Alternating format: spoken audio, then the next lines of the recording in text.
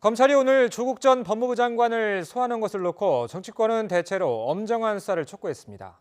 하지만 보수야당은 당연한 결과라며 철저한 수사를 강조했고 더불어민주당은 사실에 입각한 수사를 바란다고 말해 온도차를 보였습니다. 국회 취재기자 연결합니다. 최기성 기자. 네, 국회입니다. 자, 예상은 했지만 반응이 좀 온도차가 있군요. 네, 자유한국당은 수사를 통해 반드시 진실이 밝혀져야 한다는 입장입니다.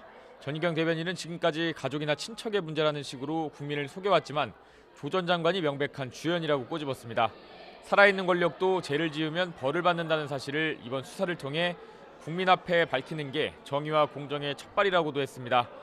바른미래당 강신업 대변인 역시 검찰이 앞으로 혐의를 낱낱이 수사해서 국민 의구심을 풀어주길 바란다고 평했습니다. 이어 청와대나 정부를 향해 이번 수사에 대해서 조금이라도 국민 의구심을 불러일으킬 만한 말과 행동을 삼가야 한다고 촉구했습니다. 민주당 이해식 대변인은 조 전 장관 일가에 대한 수사가 전례 없이 과도한 방식이었다는 국민적 비판이 염전하고 있다면서 검찰은 오직 사실과 진리에 입각한 수사를 해야 한다고 논평했습니다.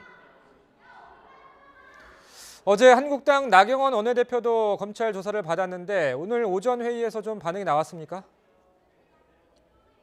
네, 나경원 원내대표는 조사를 받고 나올 때와 마찬가지로 불법 사보임과 폭력 등이 동원된 패스트트랙 과정이 불법이라는 주장을 거듭 밝혔습니다.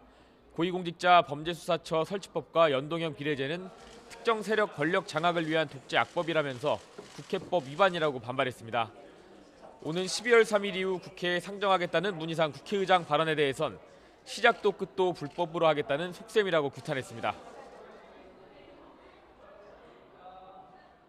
불법 사보임부터 시작해서 이 불법의 고리를 시작한 사람입니다.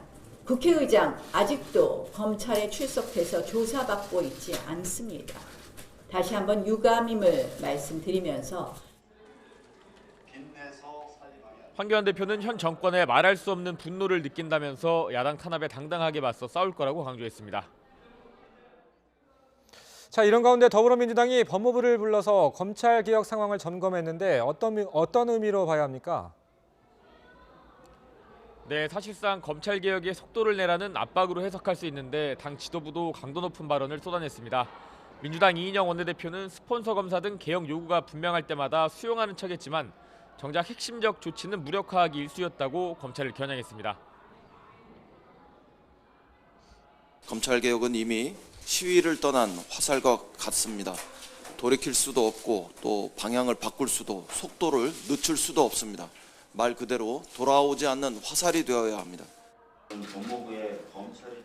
검찰개혁특위 공동위원장인 박주민 최고위원 역시 전관예우의 폐단을 막고 상명하복을 불식시켜야 한다며 검찰 조직을 압박했습니다.